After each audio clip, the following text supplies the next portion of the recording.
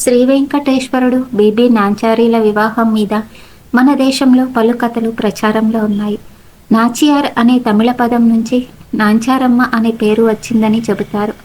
నాచియార్ అంటే భక్తురాలు అని అర్థం. ఇక బీబీ అంటే భార్య అని అర్థం. బీబీ నాంచారమ్మ గాథ ఈనాటిది కాదు. కనీసం 700 సంవత్సరాల నుంచి ఆమె కథ జనపదంలో నిలిచి ఉంది. అయితే ఆమెకు సంబంధించి ముఖ్యంగా చెప్పుకునే కథలలో బీబీ నాంచారమ్మ మాలిక్ కాఫీర్ అనే సేనాని కుమార్తె. ఆమె అసలు పేరు సురతాని. స్వతహాగా హిందూ అయిన మాలిక్ కాఫీర్ అల్లావుద్దీన్ ఖిల్జీకి సేనానిగా మారి తాను కూడా ముస్లిం మతాన్ని స్వీకరించాడు. తన రాజ్యాన్ని విస్తరించే బాధ్యతను ఖిల్జీ మాలిక్ కాఫీర్ మీద ఉంచాడు. దీంతో మాలిక్ కాఫీర్ దక్షిణ భారతదేశం మీదకి విరుచుకుపడ్డాడు. తమ దండయాత్రలో భాగంగా మాలిక్ శ్రీరంగాన్ని చేరుకున్నాడు. అతను శ్రీరంగం చేరుకునేసరికి రంగనాథుని ఆలయం భక్తులు సమర్పించిన కానుకలతో దగదగలాడిపోతుంది. పంచలోహాలతో రూపొందించబడిన స్వామివారి ఉత్సవమూర్తిని చూసిన కాఫీర్ కళ్ళు చెదిరిపోయాయి.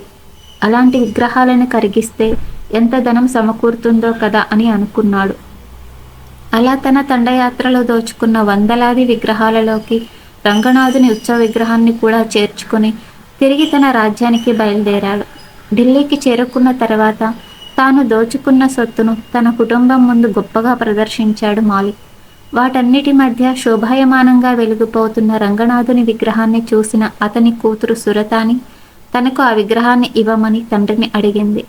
ఆ విగ్రహం తన చేతికి అందిందే తడవుగా దాన్ని తన తోడుగా భావించసాగింది. విగ్రహానికి అభిషేకం చేయడం, పట్టు వస్త్రాలతో అలంకరించడం, ఊయల ఊపడం, అలా తనకు తెలియకుండానే ఒక ఉత్సవమూర్తికి చేసే కైంకర్యాలన్నింటినీ ఆ విగ్రహానికి అందించసాగింది. ఆ విగ్రహంతో ఒక్కో రోజు గడుస్తున్న కొద్దీ దాని మీదే సురతాని మనసు లగ్నం కాసాగింది. మరోపక్క రంగనాథుని ఉత్సవమూర్తి లేని శ్రీరంగం వెలవెలబోయింది. దండయాత్రలో చనిపోయిన కుటుంబాలు ఎంతగా బాధపడ్డాయో రంగనాథుని విగ్రహాన్ని కోల్పోయిన భక్తులు అంతే బాధలో మునిగిపోయారు. చివరికి వారంతా ధైర్యం చేసి ఆ మాలిక్ కాఫీర్నే వేడుకునేందుకు ఢిల్లీకి ప్రయాణమయ్యారు. అయితే కొన్ని ప్రామాణికాలను బట్టి సాక్షాత్తు ఆ రామానుజాచార్యులే వారికి ప్రాతినిధ్యం వహించారని చెబుతారు. అలా వారందరూ రంగనాథుని ఉత్సవమూర్తిని వెతుక్కుంటూ తన ఆస్థానాన్ని చేరుకున్న అర్చకులను చూసి మాలిక్ కాఫీర్ మనసు కరిగిపోయింది.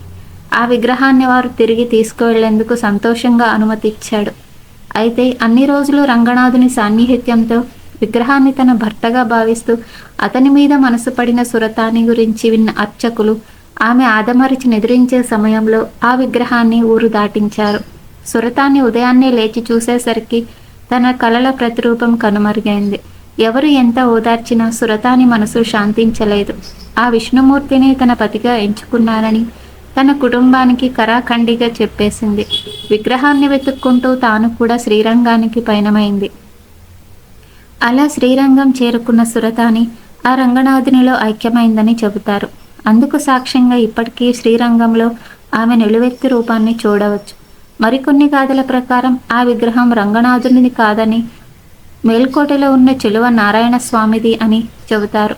ఎక్కడి ఆలయంలో కూడా బీబీ నాంచారమ్మ విగ్రహం కనిపిస్తుంది.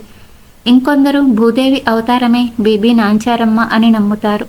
కలియుగ దైవమైన వెంకటేశ్వరునికి తోడుగా నిలిచేందుకు ఆమె కూడా అవతరించిందని భక్తుల విశ్వాసం. అందుకే తిరుమలలో బీబీ నాంచారి ప్రతిమ తులుక్క నాంచార్ అనే విగ్రహ రూపంలో కొలువై ఉండి కొన్ని శతాబ్దాల నుండి పూజలందుకోవడం గమనార్హం. ఏది ఏమైనా ఆమె ముసల్మాన్ స్త్రీ అన్న విషయంలో మాత్రం ఎలాంటి వివాదమూ లేదు. ఎందుకంటే తులుక్కు నాచ్యార్ అంటే తమిళంలో తురుష్క భక్తురాలు అని అర్థం. బీబీ నాంచారమ్మను చాలామంది ముసల్మాన్లు సైతం వెంకటేశ్వరుని సతిగా భావిస్తారు. కర్ణాటకను హైదరాలీ అనే రాజు పాలించే కాలంలో అతను ఓసారి తిరుమల మీదకు దండయాత్రకు వచ్చాడు. ఆ ఆలయం ఒక ముస్లిం ఆడపడుచుని సైతం అక్కున చేర్చుకుందన్న విషయాన్ని తెలుసుకుని వెనుదిరిగాడని చెబుతారు. బీబీ నాంచారి కథ మీద విభిన్న వాదనలు ఉన్నాయి. పలువురు ఆధ్యాత్మికవేత్తలు, చరిత్రకారులు ఒక్కొక్కరు ఒక్కో కథను, ఒక్కో విషయాన్ని చెబుతుంటారు.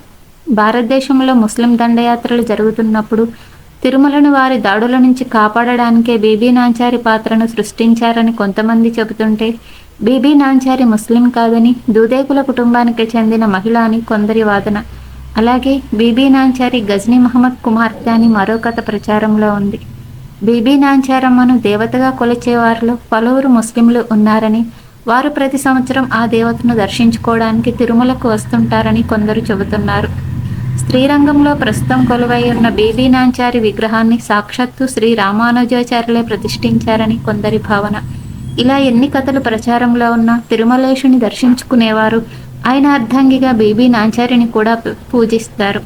ఆమె మీద పలువురు ప్రబంధ కావ్యాలు కూడా వ్రాశారు. ప్రస్తుతం పలు గ్రంథాల్లో కూడా బీబీ నాంచారమ్మ ప్రస్తావన ఉంది. తిరుమలలో జరిగే స్వర్ణ పుష్పార్చన సేవలో ఉపయోగించే బంగారు తామర పువ్వులు షేక్ మస్తాన్ అనే వెంకటేశ్వర భక్తుడు సమర్పించినవే.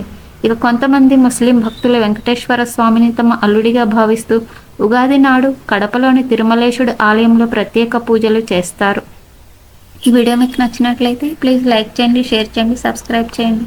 Thank you for watching.